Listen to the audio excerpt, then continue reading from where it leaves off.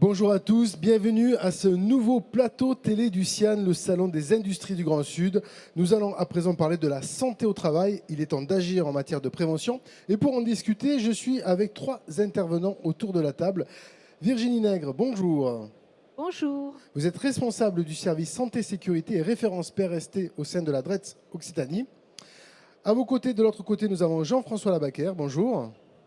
Bonjour. Coordinateur RSE HSE, donc responsabilité sociétale des entreprises et haute qualité, sécurité, environnement, au sein de l'IUMM, également vice-président du CRPST. Et enfin, à vos côtés, Sylvie Micou, bonjour madame. Bonjour. Directrice générale de Prévali et représentante du réseau national de services de santé au travail Présence. Bien, merci d'être avec nous autour de cette table pour ce plateau. Virginie, je vous ai présenté en tant que, évidemment, référente et responsable du service PRST DRETS Occitanie. Mais tout d'abord, PRST, qu'est-ce que c'est que cet acronyme? Qu'est-ce que ça veut dire? Alors PRST, effectivement, ça peut paraître un acronyme un peu barbare, mais ça signifie Plan Régional Santé-Travail. Ça découle d'un plan national autour de la santé au travail. En fait, le PRST, c'est d'abord un travail partenarial, collectif. Tous les acteurs autour de cette table travaillent au sein du plan régional santé-travail, mais pas que. Tous les acteurs de la prévention de manière générale, CARSAT, ARACT, OPP, BTP, je ne souhaite pas en oublier, donc je ne vais pas faire la liste complète. Partenaires sociaux également, bien entendu. C'est un travail d'abord au service de l'entreprise, et particulièrement, je dirais, la petite entreprise, la très petite entreprise. En Occitanie, 86% des entreprises sont des très petites entreprises ou des petites et moyennes entreprises. Oui, qui ont moins de 10 salariés pour le coup. Alors, moins de 10, c'est plutôt 74%, mais en gros, un petit effectif. Donc, c'est à elles qu'on s'adresse avec des outils opérationnels, concrets. Pour vous donner un ordre d'idée, on propose à peu près 70 outils autour du PRST. On leur propose également des sensibilisations, des formations. Et pour vous donner un ordre d'idée, en 2022-2023, on a sensibilisé à peu près 3000 personnes. Et c'est un plan qui se structure autour de 16 actions, autour de la santé au travail. 16 actions qui vont de la prévention des accidents du travail graves et mortels, puisque c'est un vrai enjeu en France aujourd'hui. Il ne faut pas l'oublier, il y a une campagne de communication autour du sujet actuellement. Il y a 2 salariés qui meurent par jour d'un accident du travail, mais aussi autour de sujets très propres à Occitanie. À titre d'exemple, la prévention du risque chimique dans le secteur aéronautique, ou un sujet qui a été mis en œuvre en 2023 autour des violences sexuelles et sexistes au travail. Voilà en gros ce qu'est le plan régional santé-travail. Alors là, vous avez détaillé un certain nombre de domaines dans lesquels vous travaillez. Comment est-ce que dans le concret, vous mettez en œuvre des actions pour toucher ces fameux chefs d'entreprise de petites TPE, PME, qui justement ont le nez dans le guidon, qui n'ont pas toujours le temps de s'intéresser à cette santé au travail? Alors déjà, pour les toucher, on essaie d'aller vers l'entreprise. Et à titre d'exemple, pour lancer ce plan, on a fait le tour d'Occitanie autour d'un PRST Tour. On est allé dans tous les départements, on a rencontré les entreprises, on a discuté avec elles, on leur a présenté, proposé nos outils. Mais je vais rentrer un petit peu plus dans le concret autour de peut-être 3 actions qui me semblent importantes. D'abord, la prévention des accidents du travail graves et mortels. Donc là, j'ai donné quelques chiffres, 2 morts par jour. Les causes principales, risque routier, chute de hauteur, mais aussi équipement de travail, puisque 38% des accidents du travail signalés sont des accidents du travail sur machine. Et on se rend compte que certains salariés sont plus exposés que d'autres. Je pense aux jeunes, notamment aux jeunes apprentis. Du coup, on propose des solutions très concrètes autour du risque routier. Par exemple, on a un kit à disposition sur le site internet qui permet à l'entreprise d'appréhender ce risque au sein de son lieu de travail, de l'évaluer. Il y a aussi des acteurs qui gravitent autour du plan régional santé-travail, par exemple le service de prévention de santé au travail de proximité, mais aussi les CARSAT qui proposent des aides autour de ce sujet. En ce qui concerne l'apprentissage, on a édité un petit fascicule, une petite brochure très simple d'accès à destination de l'apprenti et de l'entreprise accueillante qui rappelle les droits et obligations de chacun, les points de vigilance en matière de santé et sécurité au travail. Voilà 2 exemples d'outils. Et là, le 16 novembre, on proposera un webinaire sur les accidents du travail graves et mortels pour parler de ce sujet aux entreprises avec la CCI. Très bien. Alors, un de vos partenaires importants par rapport à ce plan, c'est l'UIMM, l'Union des industries de la métallurgie notamment. Jean-François Labaquère, vous êtes coordinateur au sein de l'UIMM, vous êtes également vice-président du CRPST, pardon. C'est un acronyme pas facile à dire pour le coup. Comment est-ce que vous inscrivez justement, et tout d'abord, quel constat vous faites en matière de prévention pour votre organisation? Est-ce que vos ressortissants sont suffisamment prévenus? Alors, si on remonte un peu dans le temps, on peut constater, on est dans un salon industriel aujourd'hui, que les industries ont fait beaucoup de progrès en matière de sinistralité, avec une baisse importante, accidents du travail.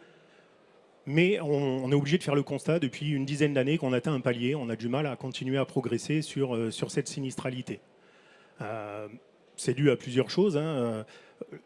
On est arrivé à, je dirais, à un maximum, je dirais pas un maximum, mais à un niveau de progrès technique qui améliore la sécurité. Il faut qu'on arrive à passer maintenant à une culture de sécurité au sein des entreprises. Comment on les accompagne? Alors nous, UIMM, syndicat professionnel, on est là pour les conseiller, décrypter pour eux cette réglementation et je dirais cette responsabilité qui pèse sur eux, faire en sorte que ce soit lisible. Ça passe aussi, alors ça c'est les actions vis-à-vis des chefs d'entreprise, ça passe aussi vis-à-vis des actions sur l'apprentissage. Et ce qu'on doit porter, c'est que cette culture de sécurité, elle doit mailler, je dirais, tous les niveaux de l'entreprise. Je connais aucun dirigeant qui ne soit pas soucieux de la santé de ses salariés et c'est sa préoccupation principale. Pour autant, vous l'avez dit, dirigeants TPE, PME, ils ont 2 millions de choses à gérer tous les jours. Donc nous, on est là pour les accompagner et faire en sorte qu'ils aient, je dirais, une compréhension de ce qu'on attend d'eux en matière de santé-sécurité. Ce n'est pas toujours évident. On y travaille, ça s'améliore. Il reste des progrès à faire, notamment, c'est vrai, à diffuser cette culture sécurité, cette culture prévention. On est souvent encore un peu trop dans la réaction et pas suffisamment dans l'anticipation, ce qui permettrait d'améliorer, je dirais, la survenue des accidents. Alors Virginie Nègre l'a rappelé, souvent quand on a de sinistralité ou des décès malheureusement sur le lieu de travail, c'est souvent des jeunes, peut-être parce qu'ils sont un petit peu plus impulsifs ou parce qu'ils n'ont pas encore acquis l'expérience nécessaire pour faire attention à cette prévention. Comment du coup est-ce que vous pouvez aider les chefs d'entreprise à toucher et à sensibiliser les jeunes, puisque pas plus que les parents, ils écoutent nécessairement pas forcément leur hiérarchie? Alors ça passe par plusieurs modalités d'action qui ne dépendent pas toutes de l'UIMM. Il y a des actions auprès des centres d'apprentissage, des CFA, qui sont portées par les CARSAT, qui sont portées par l'ADRETS. Je pense que ça s'adresse aussi bien aux CFA des industries qu'aux lycées professionnels de l'éducation nationale. Ça, c'est le travail qu'on peut faire auprès des jeunes.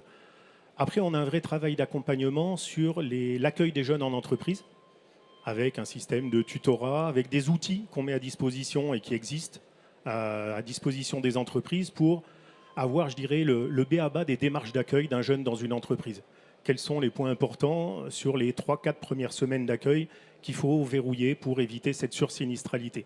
C'est ce type d'outils qu'il faut qu'on porte, qu'on mette en avant. Ils existent, ils sont souvent peu connus, pas forcément déployés. Donc nous, on est là pour effectivement aider au déploiement de ces outils. Vous vous êtes fixé une feuille de route pour ça? Alors, dans le cadre du PRST, effectivement, on a une feuille de route. Nous, à l'UIMM, on le fait, je dirais, de manière constante, puisque ça fait partie de nos missions. Mais on a une feuille de route UIMM sur, je dirais, la formation des jeunes, essentiellement. Et dans la formation des jeunes, il y a aussi cette partie accompagnement à l'arrivée dans l'entreprise. Il y a plusieurs outils qui existent. Il y en a des remarquables dans le BTP, côté Languedoc-Roussillon, qu'on va dupliquer en Midi-Pyrénées, qui ont fait leurs preuves en matière de sinistralité. Donc, on travaille sur, je dirais, ce qui marche et le fait de transposer ce qui marche à tous les secteurs d'activité et de le diffuser le plus largement possible. Très bien. Alors, Sylvie Micou, je rappelle que vous êtes la directrice générale de Prévali. Prévali, c'est une institution qui s'occupe notamment de la médecine du travail. Comment est-ce que vous intégrez dans ce dispositif de prévention?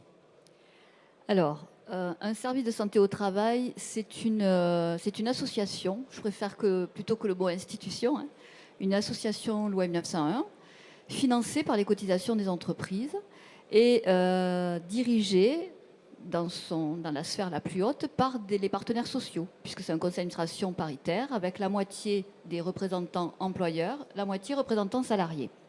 Alors nous sommes les préventeurs historiques de terrain, finalement, parce que ça existe depuis 1946, et vous le rappelez, effectivement, sous l'ancien nom de médecine du travail. Et tout le monde connaît, en tout cas les employeurs qui ont une certaine ancienneté, connaissent la visite médicale annuelle qui a, je dirais, rythmé nos missions pendant des années. Mais cette mission-là correspondait en 1946 à des besoins populationnels qui étaient surtout des besoins sanitaires. Et aujourd'hui, comme l'ont rappelé Virginie et Jean-François, aujourd'hui, la priorité, c'est de faire de la prévention dans les entreprises, s'occuper des risques professionnels avant que la santé ne soit altérée. Ce qui fait que les priorités des services de santé au travail ont changé et que maintenant, il s'agit d'aller dans les entreprises, de connaître les conditions de travail des travailleurs et de les conseiller pour éviter effectivement que leur état ne se dégrade. Plus particulièrement, donc, nos missions sont d'accompagner et de conseiller les employeurs, les salariés et les représentants des salariés dans un positionnement équilibré entre ces trois parties, sur des sujets donc pour éviter ou diminuer les risques professionnels, améliorer la qualité de vie et des conditions de travail, notamment mesurer l'impact du télétravail, également mesurer les impacts des changements importants au niveau des organisations d'entreprise, conseiller utilement les employeurs lorsqu'il y a des problématiques d'alcool ou de drogue sur le lieu de travail, également lorsqu'il y a des sujets de harcèlement sexuel, moral, pour au final contribuer à ce que les travailleurs puissent rester dans un emploi, puisque comme le disait Virginie, effectivement, dans les entreprises, la prévention contribue à la performance de l'entreprise.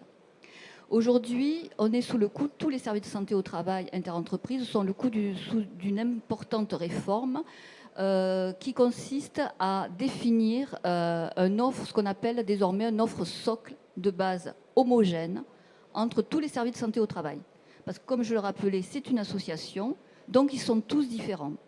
Ce qui pouvait contribuer à noyer un petit peu la représentation de ce que l'on peut faire au profit des adhérents. Donc désormais, tous les services de santé au travail devront proposer le même socle de base. Un référentiel commun.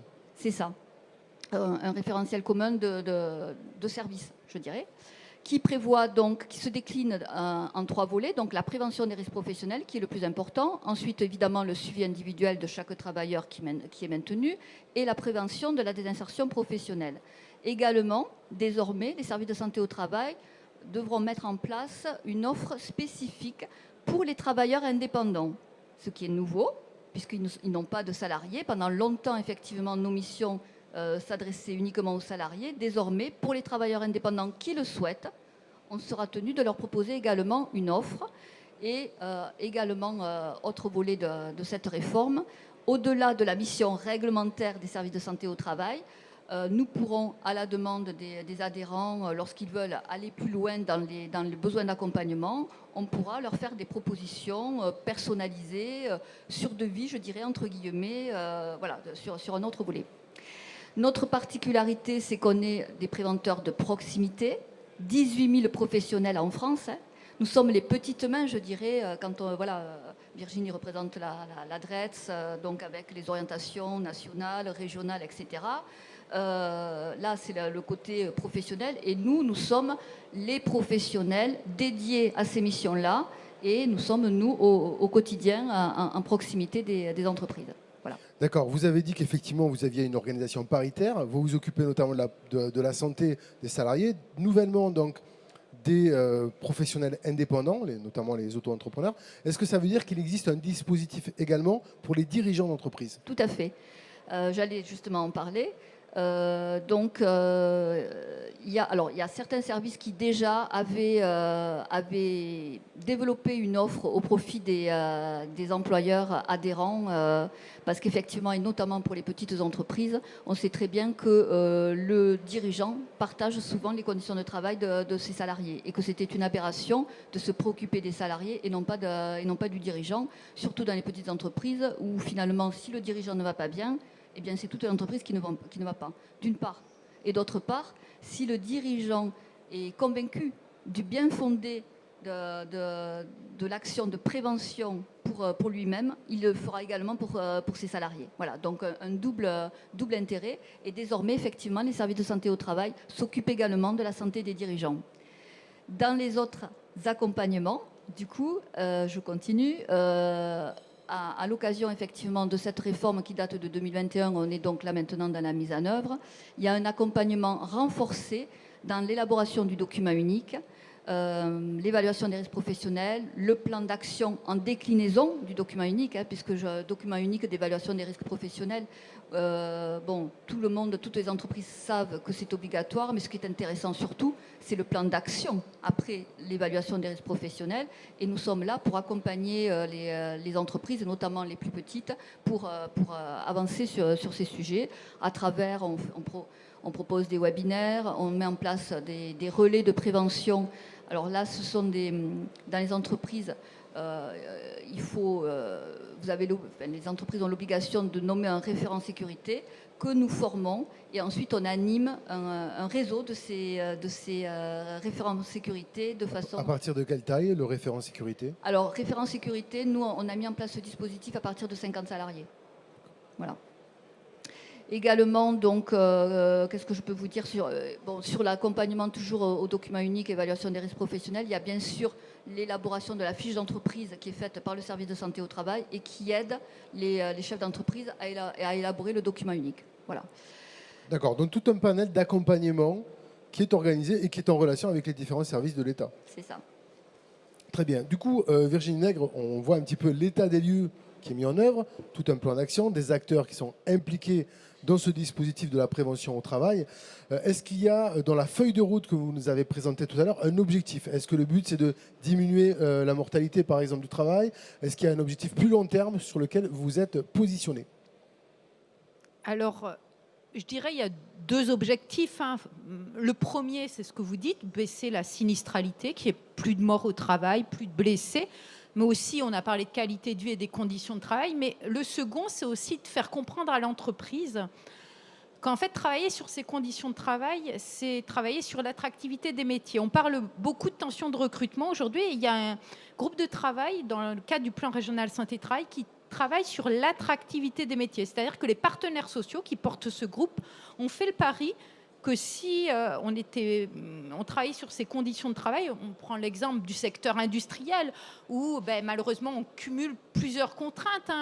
On peut vous parler de risques chimiques, de troubles musculo-squelettiques, d'accidents liés aux équipements de travail. Mais si on travaille sur ces thématiques-là, eh bien le métier et l'entreprise sera plus attractive. Donc on recrutera mieux, on arrivera à garder ses salariés, il y aura moins de turnover et l'image de l'entreprise s'en trouvera plus positive pour le grand public. Donc voilà, donc il faut vraiment comprendre que travailler sur les conditions de travail, c'est travailler sur la performance de l'entreprise quelque part. Sachant, Jean-François Labaquère, que évidemment le recrutement, l'attractivité des entreprises telles que le définit aujourd'hui Virginie Nègre, ça a été une grande préoccupation et ça l'est toujours de l'Union des industries. Tout à fait. On en a beaucoup entendu parler dans les médias. On a des difficultés de recrutement, notamment sur des emplois, je dirais, historiques, industriels. Essayer de recruter un chaudronnier, c'est pas facile. Et effectivement, on a effectivement à travailler sur l'amélioration des conditions de travail au sens historique, physique du terme, mais surtout ce qui est connexe à ça, c'est-à-dire la qualité de vie au travail, le droit à la déconnexion pour ceux qui sont concernés, l'aménagement des horaires. Donc il y a des choses à faire et on y travaille. Les industries, au-delà de la métallurgie, les industries y travaillent parce que c'est un passage obligatoire pour l'attractivité et la conservation des compétences au sein de nos industries. Pour autant, un message qu'il faut faire passer, c'est que la solution, je dirais l'amélioration de ces conditions de travail, à la baisse de la sinistralité, ça passe par et pour les entreprises. Donc c'est elles qui feront le travail. Et je reprends les messages qui ont déjà été donnés par Virginie et par Sylvie. Il y a beaucoup d'intervenants qui peuvent les aider. Les entreprises sont des fois trop frileuses à les solliciter, à se renseigner. Faites venir chez vous, au sein de vos entreprises, solliciter, je dirais, les différents intervenants du PRST ou d'autres qui peuvent vous amener des solutions. Il ne faut pas être frileux là-dessus. Retournez-vous vers vos organisations patronales pour ce qui est, je dirais, des chefs d'entreprise. Il y a des aides, il y a des solutions, donc on peut vous accompagner. Alors justement, ça va être le sens de ma dernière question, c'est qu'on voit qu'il y a un dispositif, un écosystème partenarial qui s'est mis en œuvre pour justement faciliter la prévention. le chef d'entreprise, surtout quand on parle des petites et moyennes entreprises, il a souvent le nez dans le guidon. Donc, s'il a envie de travailler sur cette mission-là, qui est une mission importante pour l'entreprise, qui il va contacter? Alors moi, j'avais effectivement pensé à Prévaly, puisque le médecin de travail, c'est un médecin, et c'est souvent le premier interlocuteur du dirigeant. Alors le médecin, effectivement, mais également toute l'équipe pluridisciplinaire. C'est-à-dire que désormais, enfin, ça fait maintenant quand même quelques années, le médecin est à la tête d'une équipe composée pratiquement d'une dizaine de personnes, où il a à côté de lui des préventeurs, qui soient ingénieurs, qui soient techniciens. Il a des infirmiers. Il y a beaucoup d'infirmiers qui travaillent et qui assurent en majorité le suivi individuel des salariés. Il y a également des assistants, des ergonomes, des toxicologues, enfin tout un panel de compétences. Effectivement, c'est pour ça que je disais, nous sommes le préventeur de proximité, historique en plus.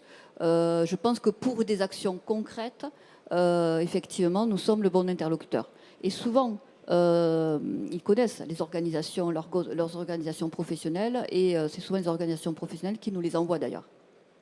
Très bien, évidemment, les services de l'adresse sont également mobilisés. On peut vous saisir directement lorsqu'on est un chef d'entreprise. Oui, tout à fait. Les services de l'adresse et de manière plus opérationnelle, le système d'inspection du travail, puisqu'il y a un service de renseignement en droit du travail à disposition des employeurs et des salariés, et aussi l'inspecteur du travail, l'agent de contrôle de proximité. Voilà. Très bien. Mais écoutez, la prévention au travail, la santé au travail, c'est un sujet qu'on n'a pas fini de traiter, qu'on abordera également dans de prochaines émissions du plateau Télésiane. Mesdames, messieurs, merci à vous pour vos explications et vos précisions.